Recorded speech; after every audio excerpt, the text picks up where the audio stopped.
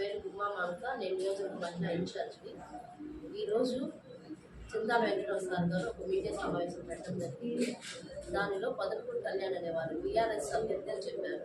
కానీ మాకు పొదలకూరు కళ్యాణ్ అనే వ్యక్తిని చింతాల వెంకట సారే పరిచయం చేశారు.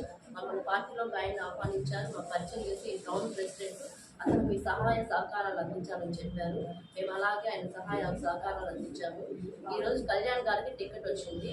మేము ఆ పార్టీ తరఫున మేము కాంగ్రెస్ పార్టీ తరఫున వర్క్ చేస్తున్నామండి. ఎవరి కోసం మేము వర్క్ చేయట్లేదు, పార్టీ గురించి వర్క్ చేస్తున్నాం. ఈరోజు కళ్యాణ్ గారికి టికెట్ వచ్చింది కాబట్టి మేము కాంగ్రెస్ పార్టీ తరఫున రాహుల్ గాంధీ గారిని పిఎం చేసుకోవాలనే ఉద్దేశంతో మేము వర్క్ చేస్తున్నామండి. ధన్యవాదాలు. బీఆర్ఎస్ అభ్యర్థి అయితే మీరు పార్టీలోకి ఎట్లా ఆహ్వానించారు? అందరు కలిసి ఆహ్వానించారు కదా, అట్లా అతని మీద బురద చల్లడం మనకు కరెక్ట్ కాదు. సీనియర్ నాయకులు మీరందరూ ముందున్నారని మేమందరం వెనక నడుస్తున్నాం.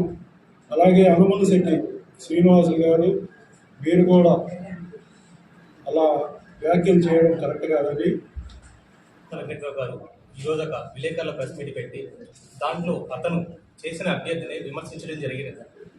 ఆ విమర్శ మాకు కూడా జరిగినట్టు భావిస్తున్నాం. మేము అతనే తీసుకొని వచ్చి పరిచయం చేసి ఇతను యువకుడు ఉత్సాహవంతుడు అని చెప్పి తీసుకొని వచ్చి పార్టీలో చేర్చుకొని ఈరోజు అతని మీదే బొద్దు చెల్లుతున్నారు.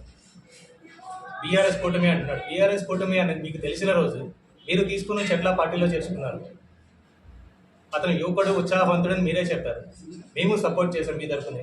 ఈ రోజుకి మిమ్మల్ని ఎవరు కించపరచట్లేదండి.